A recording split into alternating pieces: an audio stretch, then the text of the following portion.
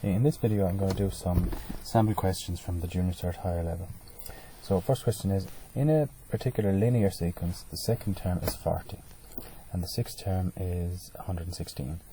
Fill in the boxes below to show the rest of the first 6 terms of the sequence. Okay, so it's linear, so it's the same difference, or same first difference. I know the second term is 40 and I know the sixth term is 116. Well, if I take 40 from 116, okay, so 116 minus 40, I get 76. So that means in here lie 76 numbers. Now if I divide that by 4, I get 19. Why divide it by 4?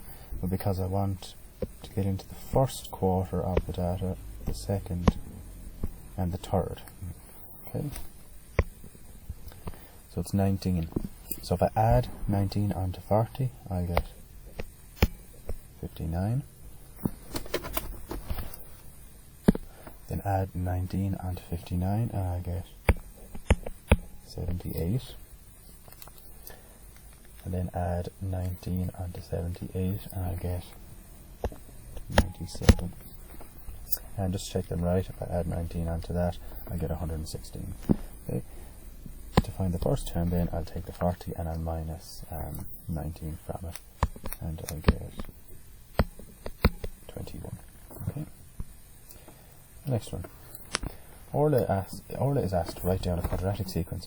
She writes down the following: 5, 6, 9, 14, 22, 30, 41. Exactly one of the terms in Orla's sequence is incorrect. Write down the correct quadratic sequence in the space below. You may only change one term. Okay.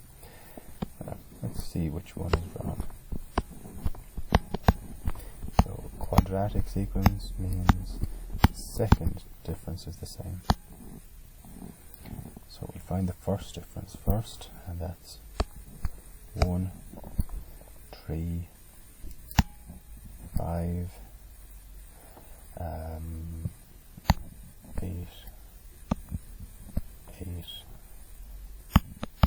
and 11. Now we look for the second difference. 2, 2, 3, 0, and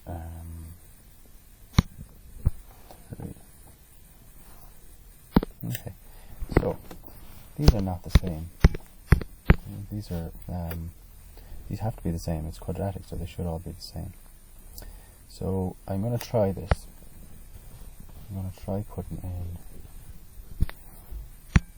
2, difference of 2 for all of them. So that'll be 5, 5 and 2, 7, that's 9. Okay, so now the difference is 2.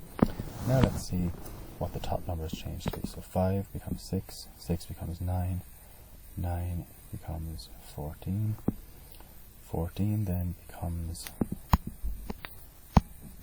21, so there's my change. 21 becomes 31, sorry, 21 becomes 30, 30 becomes 41.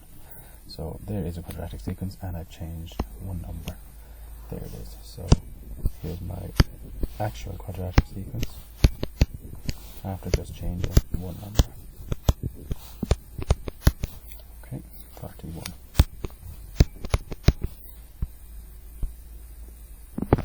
Right, next question. John makes a sequence where each stage is made up of a certain number of x's arranged in a pattern. The first 3 stages of John's sequence are shown below. The stage starts at 0. Draw the next stage. Okay. Well, it starts out with 1 x in the middle and then 1 on top and 1 on either side. And the next stage then is 1 x in the middle and 2 on either side and 2 on the top. And the next stage, 1 x in the middle and 3 on the top and either side. So it stands to reason then that this one, again you should draw it with a ruler, but there would be 1 in the middle and 4 on either side. And 4 going up.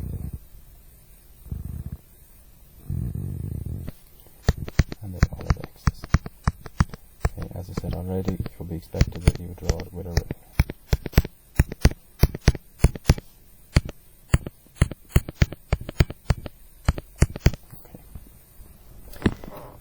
Using a table, a graph, or otherwise, write a formula to express n in terms of s. Okay.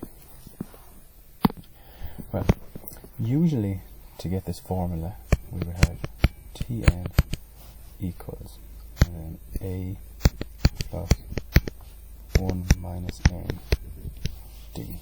Okay. However, instead of Tn now, we're going to call it s. Okay, because they say right in terms of s, and s is the number of x's in, so it's really a Tn. Okay, but they just want to call it. They want us to call it x for some or s for some reason. Right. So here we go. Let's look at our stages first. How many x's are in this one? Okay. There's 4. And there's 1, 2, 3, 4, 5, 6, 7 in this one. And there's 10 in this one. Okay. So that means there's a difference of 3. Right. So s equals a is the first term, and it is 4.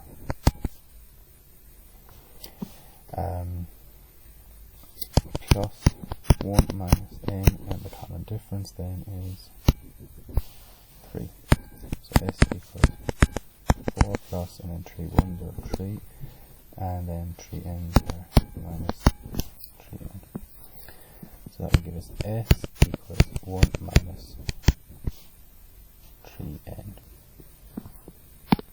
Okay, the next question then says, using a table, a graph, or otherwise, write a formula to express n in terms of s, where n is the number of x's in the stage, s of John's sequence. Okay. If we want to find the number of x's, we'll usually use the Tn formula, which is a plus n minus 1 d. Okay.